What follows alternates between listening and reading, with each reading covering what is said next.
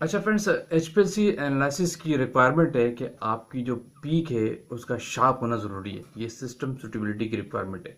लेकिन समटाइम्स अगर आपकी पीक शार्प ना आ रही हो एनालिसिस में, तो आप उसको कैसे शार्प कर सकते हैं। आज की वीडियो का फोकस ये, मैं आपको कुछ पॉइंट बताता हूँ मैं आपको कि जिनको इम्प्लीमेंट से आप अपनी पीक को शार्प कर सकते हैं। उसके पीछे जो कॉन्सिक्वेंसेस साइड में रिक्वायरमेंट्स होंगी वो अपनी जगह है, लेकिन ये वो फैक्टर्स हैं जिसके तहत आप अपनी पीक को शार्प कर सकते हैं, जो रिक्वायरमेंट है सिस्टम सुटेबिलिटी की। तो आगे चलने से पहले आप देख रहे हैं मेरा चैनल वॉइस ऑफ क्यानी और मैं सफदर खान क्यानी। अच्छा, एक बटन दबा के चैनल को आप लाजमी सब्सक्राइब कर दीजिए। अक्सर एंड में आप लोग भूल जाते हैं, ताकि ऐसी वीडियोस आप तक पहुंचती रहे। देखिए मैडम, आपके जो पीक का जो शार्प होने का कंसर्न है वो डेफिनेटली आपके कॉलम से बहुत ज़्यादा है, ठीक है। और आपका मोबाइल फेस भी इन्वॉल्व है, और आपकी प्रिपरेशंस भी इन्वॉल्व है, और आपका कंपाउंड भी। ये आपस में सारी चीज़ें लिंक करती है। तो सबसे पहला जो फैक्टर है वो है टेम्परेचर का। अगर आप अपने कॉलम का टेम्परेचर रेज करते हैं, हाई करते हैं, तो आपकी पीक के शार्प होने के चांसेस बढ़ जाते हैं। बहुत लो टेम्परेचर पे अगर आप काम कर रहे हो तो पीक ब्रॉड होती है। पार्टिकल्स के दरमियान काइनेटिक एनर्जी वाला फिनोमेना होता है। जब आप टेम्परेचर रेज करते हैं तो आपका जो सेपरेशन है वो अच्छी होती है, और आपकी पीक जो है शार्प आने के चांसेस बढ़ते हैं। यानी टेम्परेचर रेस करने से आपकी पीक शार्प हो सकती है। दूसरा एक और है पार्टिकल साइज। जो आपके कॉलम का जो पार्टिकल साइज होता है, जितना वो स्मॉलर पे आप लेके जाएंगे, पोर साइज डिफरेंट हो जाएगा, तो उससे आपकी पीक शार्प होने के चांसेस बहुत ज़्यादा हो जाते हैं। फॉर एग्जांपल, आप अगर 10 माइक्रोन के लीटर कॉलम पे काम कर रहे थे, उसमें पार्टिकल साइज है, आप उसको 5 माइक्रोन पार्टिकल साइज पे ले आए, तो इससे तो बहुत ज़्यादा चांसेस होते हैं कि आपकी पीक शार्प हो जाए। सेपरेशन अच्छी होती है इस तरीके से। तीसरा बहुत इंपॉर्टेंट फैक्टर है वो फ्लो रेट का।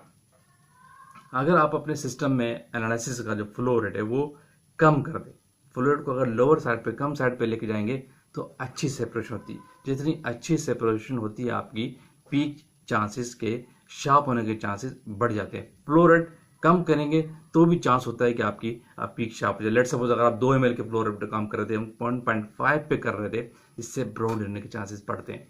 अगर आप 1 ml भी फ्लो रेट पे काम कर रहे हैं तो आप पॉइंट ए पे आ जाए, 0.5 पे आ जाए। तो फ्लो रेट कम करेंगे तो भी चांस होता है कि आपकी पीक शार्प हो जाए। ये वो सारे फैक्टर है। इसके साथ एक और इम्पोर्टेंट फैक्टर है सैंपल प्रिपरेशंस का।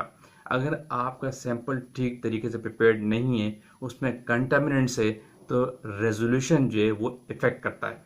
जो कंटामिनेंट्स जो होते हैं वो भी आपके पीक शार्पनेस पे बहुत ज़्यादा इफेक्ट करते हैं। तो सैंपल प्रिपरेशंस जो है ना, बहुत इंपॉर्टेंट चीज़ है। जब भी प्रिपेयर करें, जो डिजोल्व वाला फिनोमिना है और सही तरीके से डिजोल्व हो, और कोई कंटामिनेंट्स नहीं जाने चाहिए सैंपल के थ्रू, मैट्रिक्स एंड XYZ, तो उससे आप बचें। जितना कंटामिनेंट से आपका सैंपल बचा हुआ होगा, सही प्रिपेयर्ड किया होगा, तो आपके उससे भी पीक शार्पनेस के चांसेस बढ़ते हैं। और जितनी कंटामिनेंट्स सैंपल के अंदर होगी, तो पीक ब्रॉड होगी, रेजोल्यूशन खराब हो जाता है आपका। क्लियर है। एक और बड़ी इंपॉर्टेंट चीज़ है वो है चेंज कॉलम। समटाइम ऐसा होता है कि आप कॉलम की एफिशिएंसी, डेफिनेटली मैंने कहा कि बहुत बड़ा रोल है कॉलम की पीक शार्प होने में। कॉलम की एफिशिएंसी, इसमें थ्योरेटिकल प्लेट्स का बहुत ज़्यादा रोल है।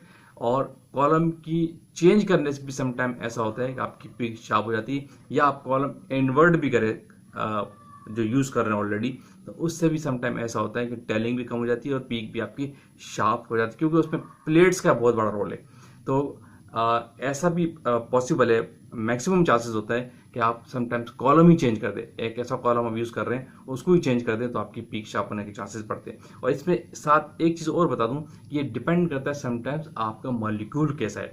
कुछ कंपाउंड बाय नेचर ही ऐसे होते हैं उनकी पीक ब्रॉड आती है, तो उस ब्रॉड पीक आती है, तो उस केस में फिनोमेना फिर डिफरेंट हो जाता है। लेकिन डिपेंड है कि आप किस नेचर के कंपाउंड पे काम करें। नॉर्मली अगर आप काम करें किसी भी ऐसे पैरासिटामोल के कंपाउंड पे, सिफ्रोप्रोफेसिन में, तो आपको पता है कि उसकी पीक शार्प ही आती है। लेकिन उसकी पीक ब्रॉड आ रही हो, तो फिर इन फैक्टर को आप गौर करेंगे, तो इससे मेथोडोलॉजी में चेंज है, फ्लो रेट में चेंज है, टेम्परेचर में चेंज है, इससे आपकी पीक शार्प होने के चांसेस बढ़ते हैं।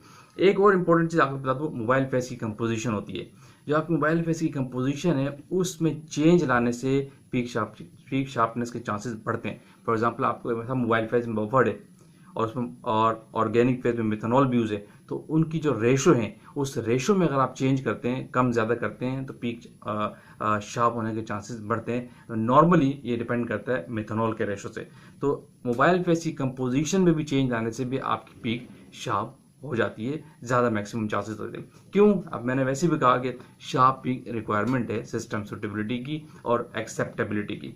तो ये भी कुछ फैक्टर हैं कि टेम्परेचर रेस करने से पीक शार्प होती है, पार्टिकल साइज स्मॉलर पे लेके जाएं पीक शार्प हो जाती है, फ्लो रेट कम करें तो भी पीक शार्प होने के चांसेस बढ़ते हैं, कॉलम लेंथ बहुत बड़ा रोल अदा करती है। एक बात और यहाँ बता दूं, कॉलम की लेंथ अगर आप बढ़ाते हैं तो भी पीक शार्प होने के चांसेस बढ़ते हैं, लेकिन फिर उस पर बहुत सारे फैक्टर अलग होते हैं। प्रेशर डिपेंड कर सकता है, प्रेशर रेज हो सकता है, आपका टाइम बढ़ सकता है, वो फिनोमेना अलग है। ठीक है, सैंपल प्रिपरेशंस अच्छी करे, आपका सैंपल फ्री ऑफ कंटामिनेंट्स होगा तो पीक आपकी शार्प आएगी।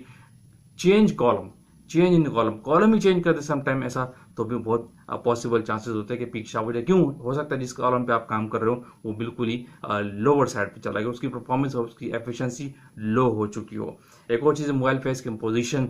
मोबाइल फेस की कंपोजिशन भी अगर आप चेंज करते हैं तो भी पीक शार्प होने के चांसेस बढ़ जाते हैं। होपफुली आपको एक कंसेप्ट क्लियर होगा कि एचपीएलसी में जो प्रॉब्लम्स आते हैं उनको किस तरह टैकल करते हैं। वीडियो का आप एंड करते हैं, वीडियो आपने लाइक किया तो शेयर कीजिए। अगेन कहूँगा जो लोग चैनल पर न्यू हो तो लाजमी सब्सक्राइब कीजिए ताकि इस तरह की टेक्निकल वीडियोस आप तक पहुँचती रहे। Thank you for watching. अल्लाह हाफिज़।